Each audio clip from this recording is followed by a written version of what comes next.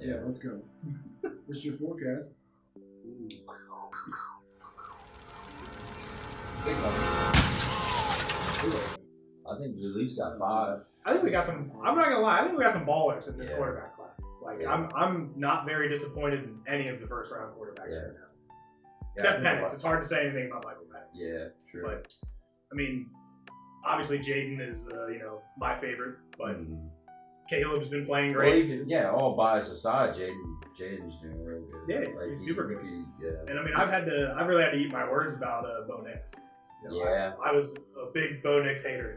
Well, they've been He's sucking him rolling. off all like yesterday or whatever the day that he played.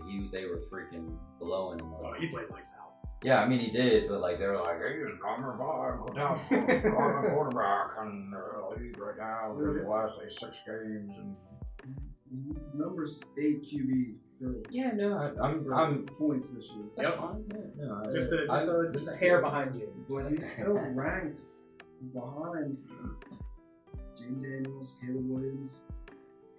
He's right around where Drake Maye is. Yeah, This they're is somewhere. keep trade cut. So I guess people are just not the same kind of sentiment I'm getting from you. They just don't believe it.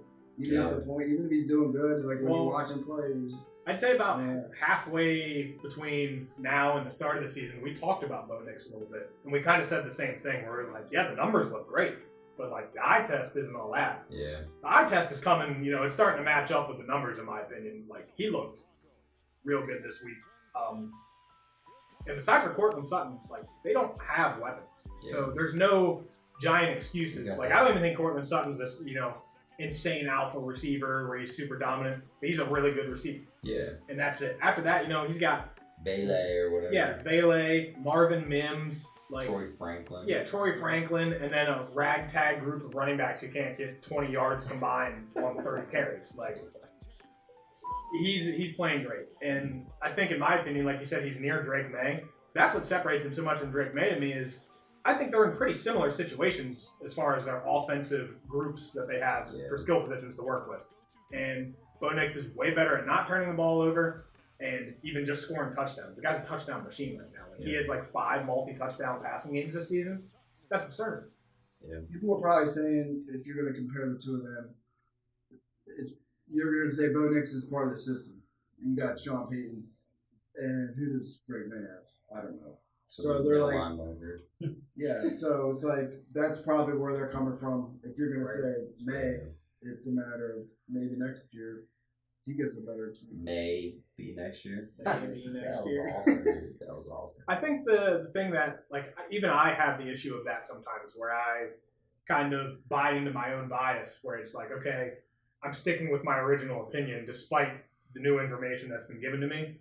And sometimes it's just like, why is the fact that Bo Nix gets to play under Sean Payton like a knock against him against Drake Maye? It's like, well, yeah, that's not changing. Like, he's in a great system for what he can do, and he hasn't shown us that, he's not capable of doing it. He's only shown us good things.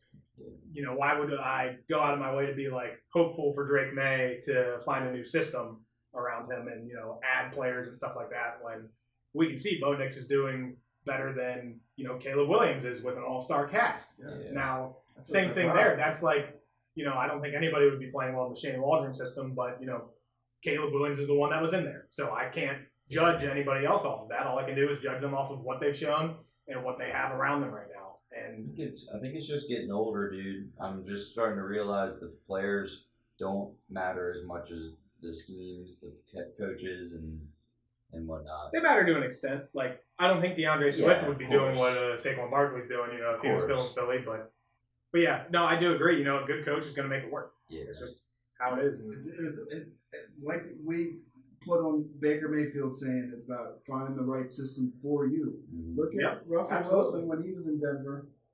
Yeah. It was a shit show. Yep. Definitely not his system. Yeah, and now he's in one that says, like, what you do good is what we're going to do. Yeah. I mean, that's just good coaching, right? It's let's build the game plan around what our quarterback can do. That just makes sense to me.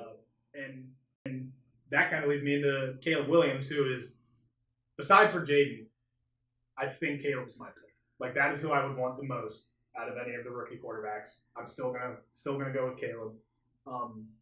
and obviously it's a small sample size just talking about since they fired Shane Waldron. It's only 2 games, but I think it's fair to use that because we only had an 8-game sample size previously before that, right? So Thomas Brown, their new offensive coordinator, is by no means an upgrade, in my opinion. This is the guy who was Bryce Young's offensive coordinator last year, okay? So it's not like he's this Great big hire, by the way. Yeah, right. Yeah. Like they already hired him to go under Waldron. So fucking bad here. So that shows you how bad Waldron was. That this guy can come in and with the same weapons, Caleb's averaging 270 yards, 100 QBR, no turnovers the last 2 games. And we've seen back-to-back weeks of the clutch gene. At the end of the game, Caleb's ready to play. Yeah. And he's not making the mistakes. He's making all the big-time throws, doing everything he has to. He's flashing more and more with a different system around him. Yeah. So once you see it, I'm okay with changing my opinion a little bit. Whereas like with Drake Maye, I haven't seen a new system yet. A new system could be bad for him. Yeah. It could be worse. It could ruin it. Yeah. Well, it's kind of like with Caleb Williams. Now you're seeing you've already seen where he's been fighting for his life all the whole first season or part of the season. Now it's like time to see him as an actual quarterback. Time to see him do the day in routine stuff, day in day out stuff. So, and I mean, like I said, now he's just finally getting to it and he's doing well. It's kind of easy to see that. It's good. Yeah, it was good to see Keenan Allen still exists. He is alive. Yep. He does play football for the Chicago Bears. Yep. We missed him for the first 11 weeks of the season, but we finally got to see him. I like the fact that Caleb Williams just finally decided what he was doing is just going back and then waiting to get sacked. So and now he's sort of actually moving around and doing his. This could just be a rumor,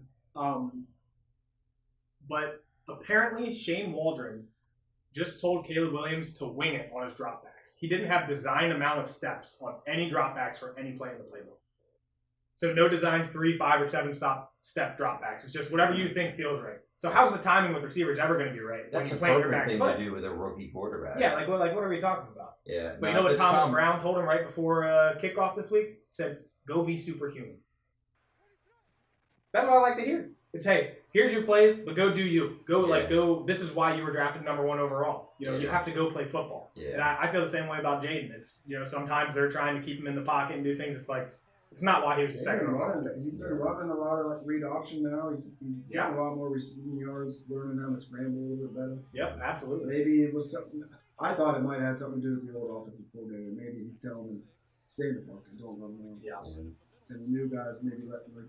Yeah, go be superhuman. I mean, he's so good. He made a throw rolling right with the defender crouching down on him, and he's facing the sideline here, and there's a receiver maybe 30 yards downfield. He did a hook shot with this ball and went over his head, and it was a waste. I was like, dude, what? That was insane. Like one of the nastiest throws I've seen, especially from a rookie in a long time. So all these guys are flashing for sure. I'm going with Maye. That's what I'm going with. That's surprising because honestly, Drake Maye has that dog in him too, though. I do like watching him play. I can tell he's got that fire. That was one of the best plays of the season. Whenever he threw that touchdown, there was 10 seconds left. Oh yeah, running around for 10. Yeah, I think he was against the Titans. Yeah, and then he made one of the worst throws in all football. He had to follow it up. Yeah, but he's the youngest guy out of the quarterbacks. So for sure. You were kind of expecting to see some growth is what he was hoping for. Yeah, no, I agree with that. You think he's going to be taller or something? What's the development? Oh. Try it out. No, I agree with that. The age thing and your college experience and stuff like that plays a huge part. We've hit on it before, but Jaden and Bo Nix played, more college games than almost anybody ever. Yeah. They should be NFL ready if anybody's going to be NFL ready as a quarterback, as a rookie. So the awesome part is even though we're obviously not fans of the Patriots or the Bears, it's fun to see these young guys and see how the organization responds to how they do, and see like Drake Maye's you just really hope that they draft some receiver, they get somebody in free agency. Yeah, totally. Football's fun. It is fun. Yeah, I mean, who do you picking though? Penix? So no, this is my guy. You wouldn't expect, but my guy is JJ McCarthy.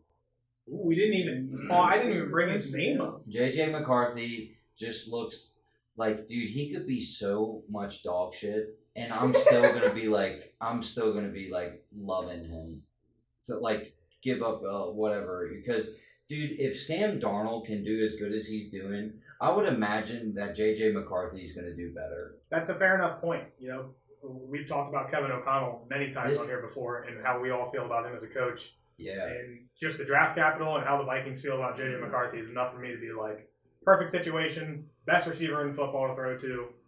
I have no idea what they're going to do with Sam Darnold because he is doing good, but I can't imagine they're going to keep him that long when they just gave up that. Well, he's a free agent after this season. Yeah. He's gonna, I mean, the way he's played, he's going to want paid probably, Yeah. like, you know, the Baker or Geno thing where he's making $30 million a year. Yeah. And that's just not financially, you know, a Yeah, good decision why for do Minnesota that? to do. They just spent all that capital on McCarthy. And So- with the situation that they have and with all their weapons and then the scheme, the coaches, I can't wait to see him play. I can't wait to see him play, and it's just so easy to say he's going to succeed. Yeah. But I agree of with course, I said it now, so sorry, JJ McCarthy, you suck now that. because Yeah, I you're said screwed. it. Yep, just jinx your whole career. Good luck learning Chinese, but big dick energy, I think. Yeah. Hey, we've known this. Jake goes off of gut feeling. Mm-hmm. If he gets that big dick feeling in his tummy, you know, Yes, he's sir. Yes, he's sir. all in on I'm JJ with you. McCarthy. None of his names rhyme with penis or. Dude, it's got to. You know, you got to go with it. Come on, That's man. what you're going It's with. right there. Michael Penix? Why do you call him Penix. Penix? Penix, I think. Why would you say That's that? the way it's. No. Like. That you still don't say it. Okay. No, because I thought about that. I even thought about that. I'm like, Michael Penix, like, I'm still kind of seeing the Falcons struggle a little bit. I don't really fully believe in their system. They have some weapons, but even Kirk's had some games where it's like he has to put the team on his back, and I just think we all think that Kirk is good. So like I think he's kind of making up for like some of the stuff that the Vikings don't, or that the Falcons don't have that the Vikings do. So I don't know. I don't know what Penix. This might be me and a little bit of recency bias with what's happened with Jordan Love. But the situation feels like it can't fail for Michael Penix almost. Like he's going to get 1 to 2 years to really sharpen his, you know, his game. And I thought that he was already a pretty sharp player personally at Washington. And he's going to come Where into did Jordan Love go? Utah or something. Yeah, Utah. I think so. BYU.